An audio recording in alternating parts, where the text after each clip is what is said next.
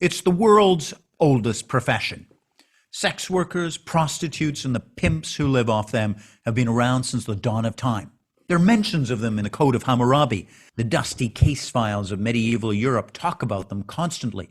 There are references to it in Victorian literature, from Charles Dickens' Nancy and Bill Sykes and Oliver Twist to the drunken orgies of the Russian military officers and gypsy girls in Dostoevsky's Brothers Karamazov. However, in the 21st century, there is, of course, a high-tech spin to a very old issue. OnlyFans is spoken of as the Uber of sex work, a disruptive social media platform that purportedly allows the sex workers to communicate and make money from their customers without the dangerous control of their pimps. Unlikely female allies have hailed the site as self-esteeming conferring.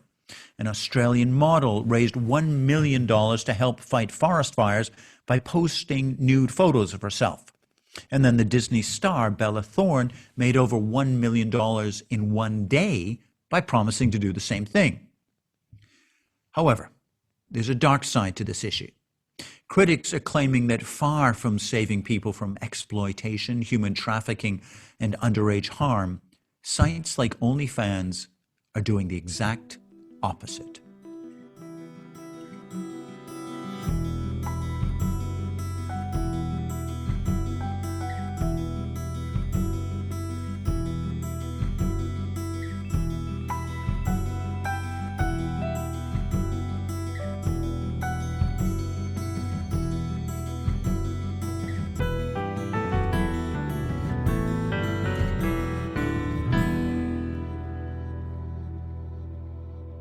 Good morning, good afternoon, good evening, wherever you are in the world. Welcome to Crime Waves podcast. My name is Declan Hill. I'm an associate professor of investigations at the University of New Haven. And each week I, along with my students, and this week it's Alexia Miller and Brigitte Harriston, we bring you a podcast episode featuring one of the best criminal investigators in the world. On this episode, we examine the issue of alleged human trafficking and underage sexual exploitation linked to websites like OnlyFans. Our guest is the chair of the Forensic Science Department at the University of New Haven, Professor Tim Palmbach. Palmbach is more than a standard academic. He's a former Connecticut State senior police detective who's also helped National Geographic solve mysteries of Peruvian tombs, and he's traveled around the world to fight human trafficking. He joins us now on Crime Waves. Tim, welcome to Crime Waves. It's my pleasure to be here. And Declan, it's always a pleasure to be part of anything that you're doing.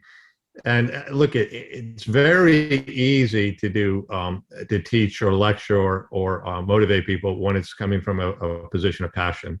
Absolutely. Intellect matters, experience matters, but passion carries the day. And the issue of human trafficking in our modern world is one that haunts me and motivates me deeply. We're going to get into that in a massive way, because I know it's become your personal crusade, and you spend hours and you travel around the world doing this. But let's just backtrack into that Italian classroom. Why did so many of our students write on that board human trafficking? What is going on in our world with human trafficking? Well, why they wrote it is kudos to our students, right? They're in the media all the time. They're really well-informed individuals. They put us to shame on a daily basis. Yep. It's impossible not to be aware of the issues of human trafficking.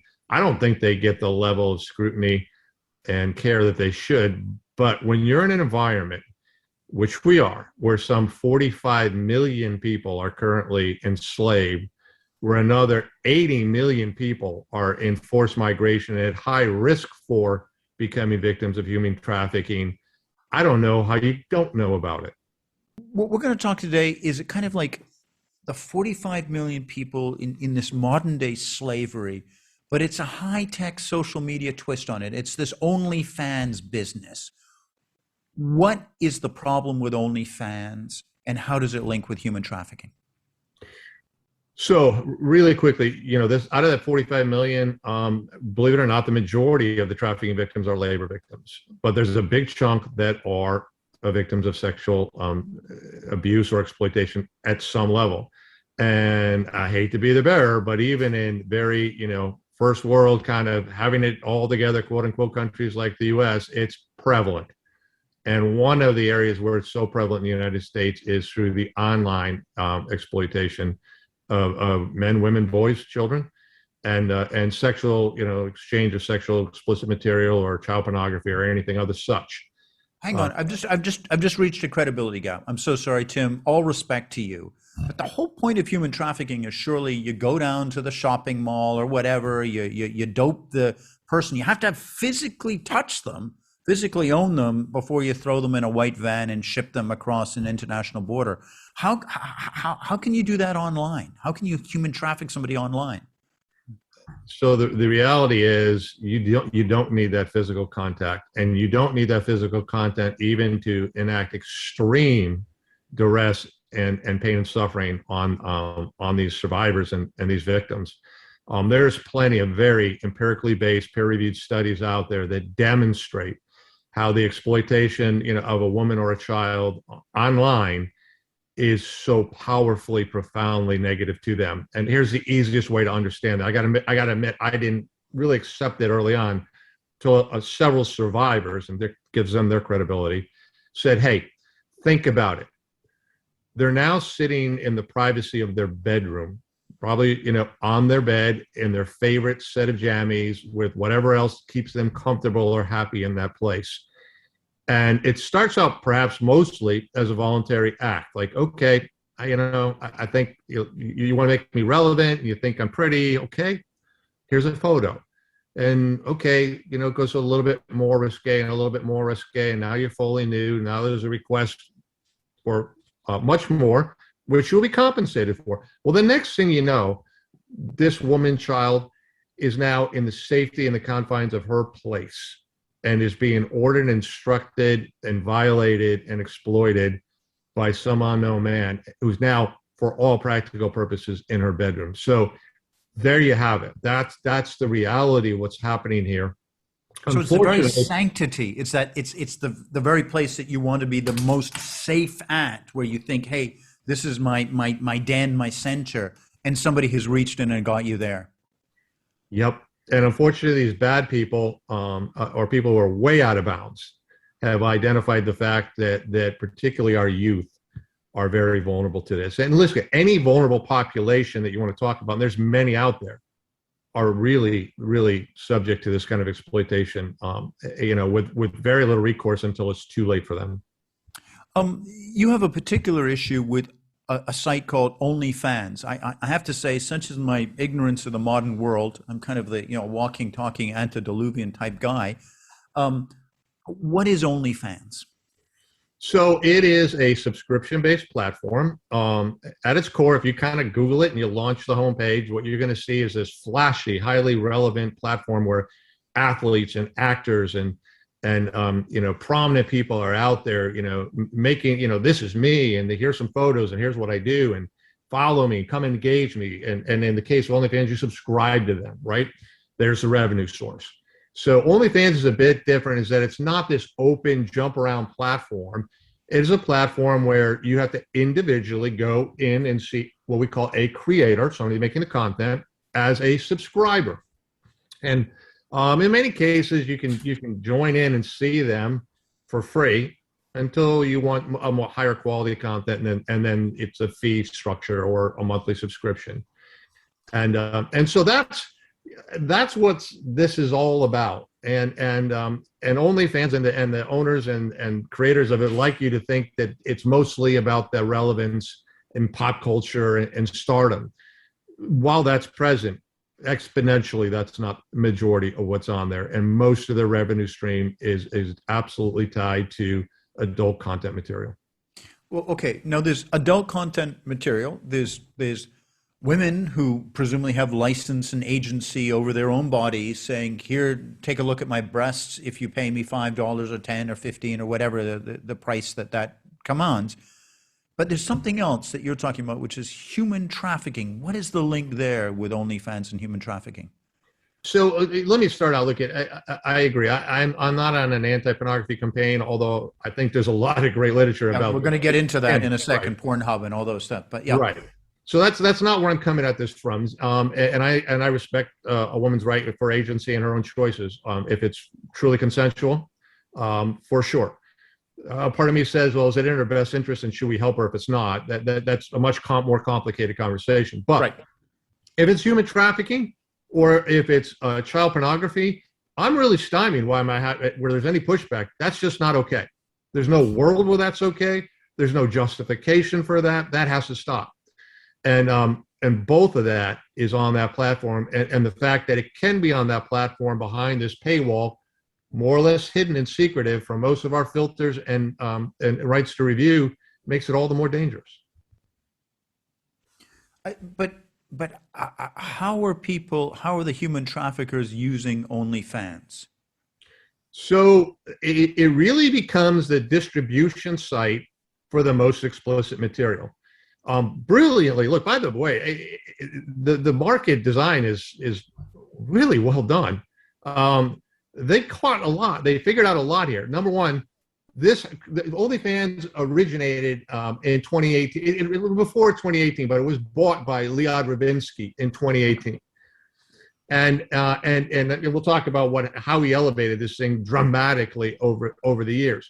But when he did buy that, he understood two things. One, if you're going to run an adult online platform, you're going to get shut down if law enforcement can look at it and law enforcement can evaluate it, like we did with Backpage, right? So that was a vulnerability.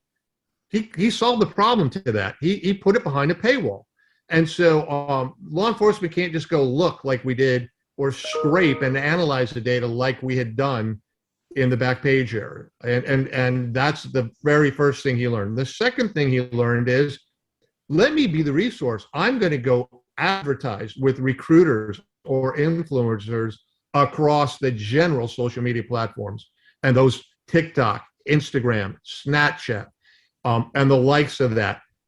Who's on those in the bulk are younger people, right? And this is why they're so vulnerable to be dragged into the OnlyFans environment with the lure of, you're going to make a lot of money and you're really cool. So what we're getting is the young 14-year-old or 13-year-old kid who says, hey, I want to be the next Bella Thorne. I want to be the next superstar of social media. And suddenly they're into something very much not that, very dangerous. Correct. As we've looked at, the flow of the information and where does it generate and how does it end up in OnlyFans, it's almost always generated and birthed, as it were, contact points outside of OnlyFans. And then there's this, come on into OnlyFans. Here's where you can put your material. You can more or less hide it, maintain it, control it yourself. You can monetize it, and you can do whatever you want to do. Here's the discussion I want to have, because, once our producers of Crime Waves podcast came to me with this idea and talked about this, I started doing research. They did some stuff, and it came out really interesting because a couple of weeks ago, August 2021, OnlyFans tried to take down all their, quote, adult content. They tried to move mainstream, and a number of really eloquent, well-spoken sex workers, professional sex workers, other people would call them prostitutes, I prefer the word sex workers, said, hang on a second, we're working in the oldest profession. This has gone on in societies for tens of thousands of years, and we've always been in danger of violent, thuggish men called pimps. Charles Dickens famously in that, Nell and Oliver Twist being beaten to death by her pimp, Bill Sykes. We've seen these pimps preying off these vulnerable women or vulnerable young male homosexuals or whoever, transsexuals or whoever across history. This is our safety net. OnlyFans allows us to get a lot of money directly with our Johns and our customers. And now you want to take it down. What's your response to that? A couple, and it's a salient point. But let's be clear: there are pimps active on OnlyFans, and how do we know that? Okay, well, some of the images we see will show what appears to be a younger looking woman, her face not exposed ever, any other identifying feature never exposed ever. Clearly, she's not taking the photo herself. And often it looks like they could be in a kind of nondescript or hotel room type of environment.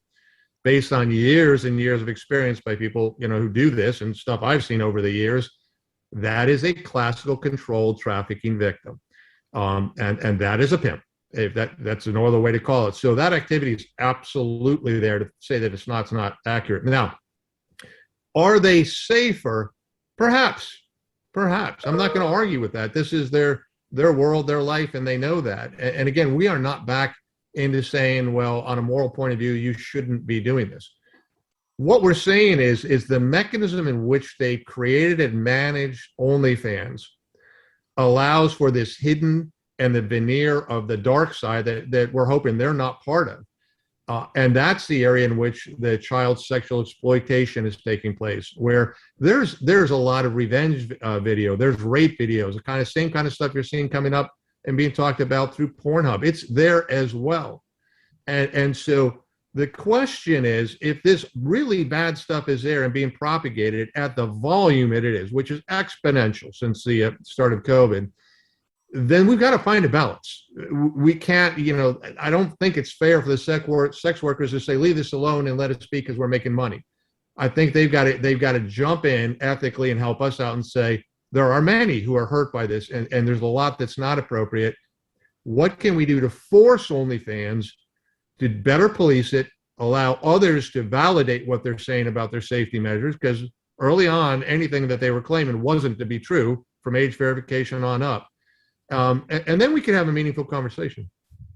So the exploitation, the only thing that's changed is the technological method. The exploitation of a pimp beating up vulnerable sex workers still remains. It's just they've changed the platform. Instead of these poor sex workers out on the streets in short skirts and in a cold night, getting a knuckle sandwich, they're still getting the knuckle sandwich. It's just that they're on in a bedroom somewhere, be it in Arkansas, Texas, or the Philippines, being forced to do this stuff. Yeah, and look, I think live chat and sex cams and stuff have been around for a while, and there are people who have been into that for a while. But exponentially, OnlyFans blew it up. I mean, OnlyFans went from post-COVID, just a couple thousand or 100,000 or so, creators and maybe 1 million subscribers, is now over 200 million subscribers and millions of creators, literally overnight. So this was the way many of us during COVID turned to sex. Like, this is how people in the sex world. I remember reading something in early on the Netherlands, the prime minister. This could only be the Netherlands. Only the Netherlands could say, hey, everybody in the Netherlands should get themselves a sex partner to get through COVID.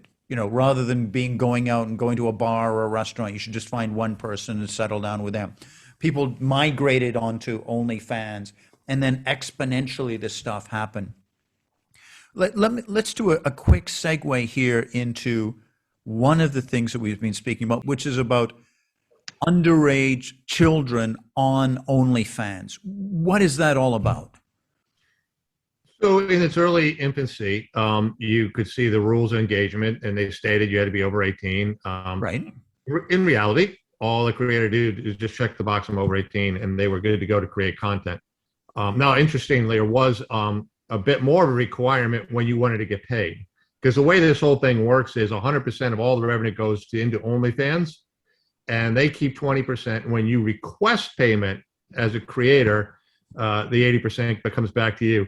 Now, we can't prove it, but we believe that, early on, there was probably a lot of underage creators dumping content, money being made, and they never got their share even because they eventually couldn't prove their age. Okay, so at the beginning, all you did was click, I'm under 18, and on you went. Correct. Okay, well, that's a walking, talking problem right there. What's the situation like now? So right now, it's gotten better, but it's absolutely not perfect. So they're doing what's very common, which is you've got to take a selfie of you and your government ID, and then it gets verified. Now, the problem with that is it's easy to get a fake ID. Secondly, the photos often could include your sister, somebody of age, and or you can morph one of the two images, and there's no reason to now. The only reason we know that's happened is because we've read boards about it. We've read a chatter about it. We view that as well, that they're all doing that, or many are doing that. The other big problem is that they've yet to verify all people in the video.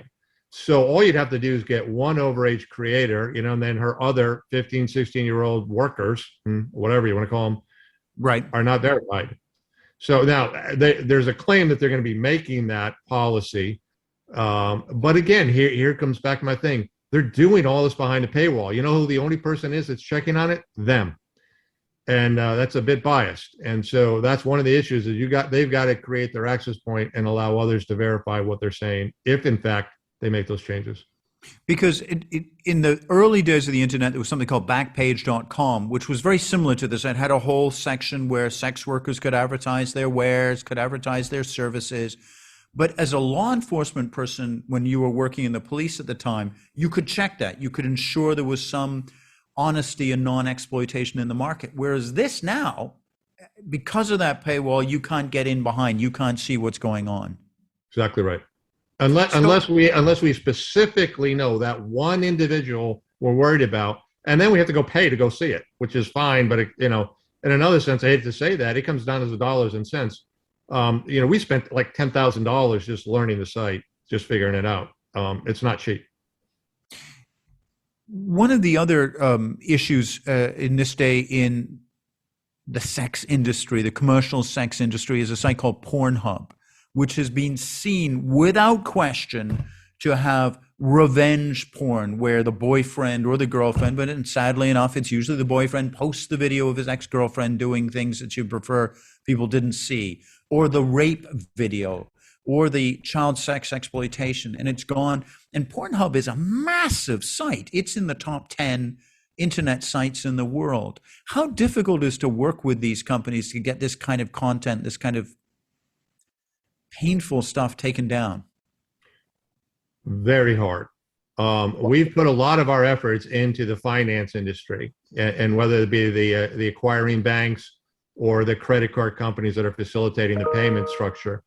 And the reality is they'll tell you to your face, oh yeah, we're going to try to monitor, we're going to try to do this. And they come up with a million excuses not to, because it's just so profitable for them. And so, like in the case of Backpage, until you actually mount up so much evidence, have so much public outcry, have so many victims and survivors testifying before Congress about it, they won't bend. We are currently trying to put that exact same amount of pressure on all of these providers. With the help, Congress has been wonderful. We have over 100 congressmen signed on to letters demanding some action and federal investigations.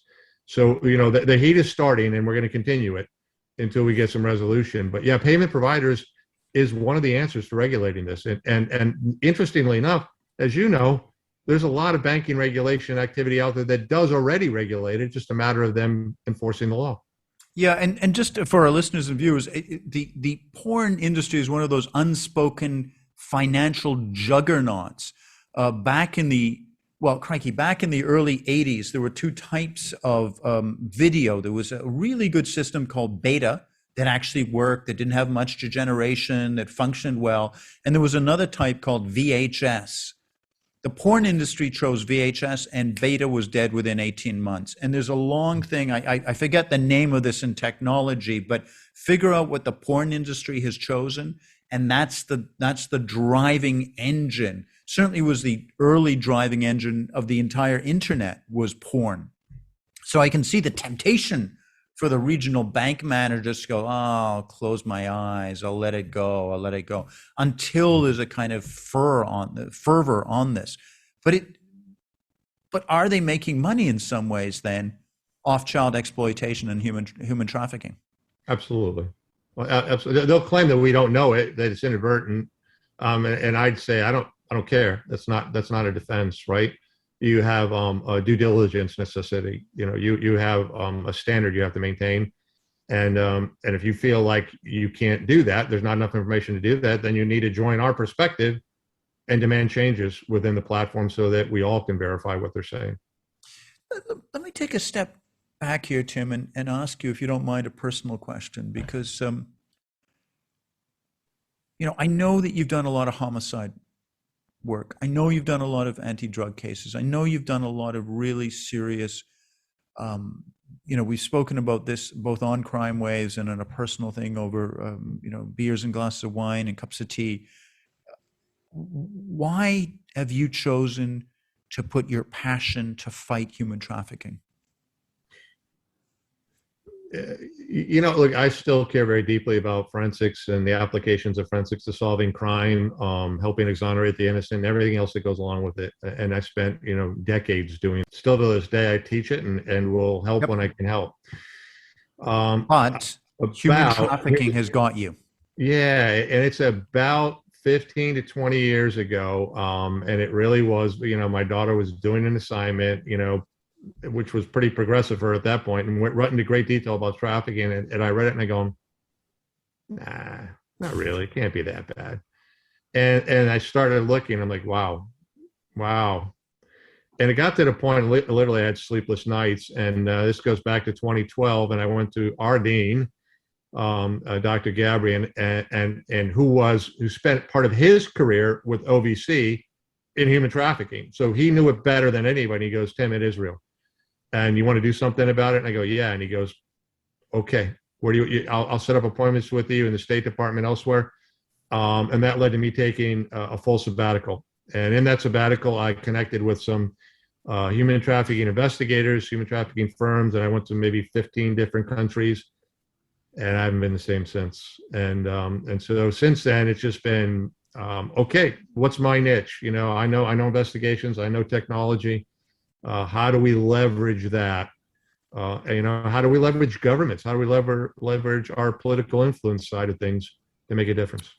One of the things that surprised me in this conversation this morning is the fact that major international banks are profiting off, porn sites that peddle images of child exploitation and rape. What is the thing that surprised you on that journey through 15 different countries as you were looking at human trafficking? Well, and actually the revelation came much after that. My passion was born then. What came after that is nauseating, infuriating, disgusting realization of they don't care. You'll watch politicians time and time again make statements. They'll make it part of their platform. You'll hear news stories about it. Isn't this bad? It's a bunch of crap. I don't know how else to say it nicely. Yep. If you think it's bad, then do something about it. We've got the intellect, the resources, and the means to severely change this. And, it's like simple issues of poverty.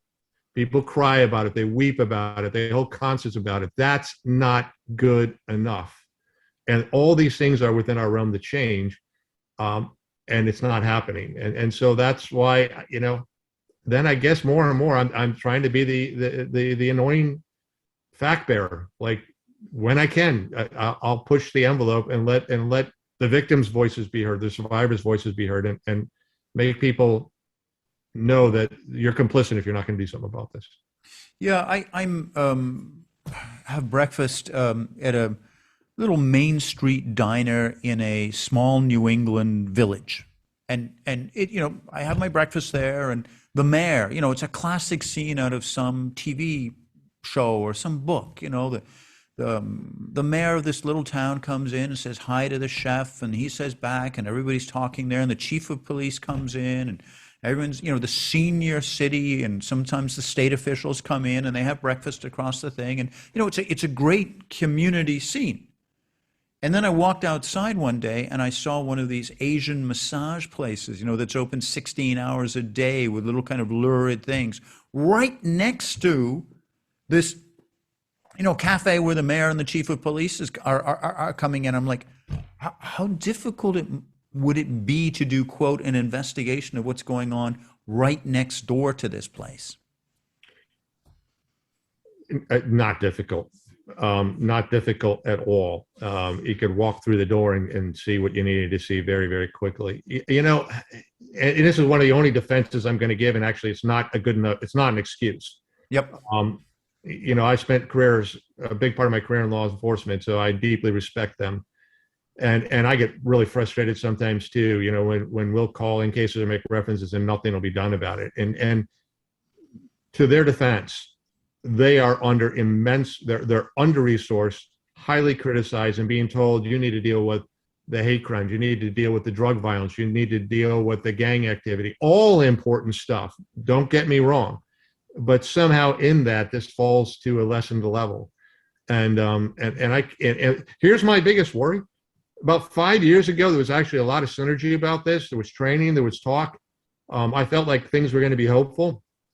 And you all know what's happened over the last 5 years. Yep. It's no longer a subject matter that's often talked about. And I'm like, I feel like we missed our window. And I'm frightened that we're just going to, let it slip back into oblivion. And man, when we do that, we're talking about millions of vulnerable people getting exploited. And from everything I've learned, read, and heard, exploitation is a lifelong pain. It's not an insignificant little brief moment. I just want to ask you again, I hope you don't mind. This is the personal thing. It's between two white middle-aged chaps like the two of us with a fair amount of positions of power here. Do we need a coalition of fathers? Is this the bridge that happens, that you go over the bridge of parenthood? Because I'm thinking, if this wasn't about sex, would this be a much easier thing? Because is it the becoming the father of daughters that has really transformed this discussion and debate and the passion for you? Boy, I tell you, parenthood definitely wakes you up to this stuff, and boy, you feel vulnerable. So without a shadow of a doubt. Without answering your question directly, let me say, look, there's some really good work lately focusing on the demand side. And there's a group out there that it trains a group of men to basically intercept activity from guys that are looking to extort or exploit or find women. And they say, hey, we're not cops. We're just going to come alongside you and say, do you think about this for a minute? Like, do you have daughters? And it's where they've done this in Seattle is, I think, where it launched, really profoundly effective. Now, not 100%, but 30, 40, 50%, pretty impressive. So, I often look at what I'm talking. I feel like we need more men in the room, and the men need to pay attention, because you know what? Whether it's sexual exploitation or labor-based exploitation, we play a majority of the offending personnel. Tim, I want everyone in the room. Like I'm tired of this moment. There's two zeitgeists of our age. One is this division of everybody in our society into what gender they are, or who they want to go to bed with, or whatever. I'm tired of that, or color and things. I want us all in one room saying, here's the problem. What are we going to do as a collective society about this? The other thing that I'm tired of is the malarkey that has matched my generation, where 30 years ago there was a problem and everybody said, oh, this is, the cliche and the cliche and the cliche. And now 30 years later, the problem is still there. It's kind of why I like Greta Thunberg, if you'll excuse my little thing, is here's this 17-year-old kid who's saying, no, you either solve the problem or you stop pretending that you're solving the problem. And I like that. And I very much like your work on human trafficking. So, Tim, thank you very much for coming there. I'm sorry to end on a lecture from Declan Hill. You spoke wisdom there. Thank you. Tim, thank you so much. I know our listeners and viewers will want to help you. What is the website? What is their connections to go on and be able to join you in this fight against human trafficking and protecting the vulnerable of our society? Yeah, I could direct you to our center website at our university, but I would rather direct you to many of the large public relations awareness-based foundations. The one I've been part of on the OnlyFans thing is called Awareness and Prevention out of Nevada, right? Great place for it to be. Awareness and prevention. Awareness is prevention, AIP. AIP. Okay, and that's right. Awareness is prevention. AIP.com. Put that in with human trafficking, and they'll get them to that site, and they can start working on this. Right. And that will lead them into an opportunity to sign letters to legislators, sign letters to banking industries, to point them into contacts for the legislators that may or may not be already aware of this. And so meaningful awareness, right? Awareness with action is what's really going to be beneficial for this problem. And your site, University of New Haven Center for Forensic Investigation of Trafficking in Persons. It's a mouthful, and I've been criticized for it, but I'm like, that's what we do, right? Like, we combat trafficking in persons at all levels with the best tools that are out there today. Those are forensic-based tools. University of New Haven Center for Forensic Investigation Against Human Trafficking, because you're one of the world's best forensics investigators. Please come back to Crime Waves and talk about another of the forensic cases. There's much to be discussed. But Tim, thank you both for this conversation this morning and all the work that you're doing. It's always my pleasure. And thank you for highlighting what I would say is a very pivotal message. Thank you.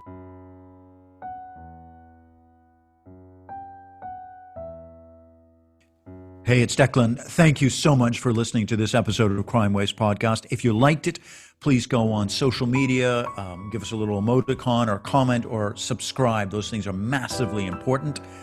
And look, thank you so much, both on my behalf, but also on our student producers. And this week it was Alexia Miller and Brigida Harrison. Thank you for listening to Crime Waves. We'll see you next week for another episode.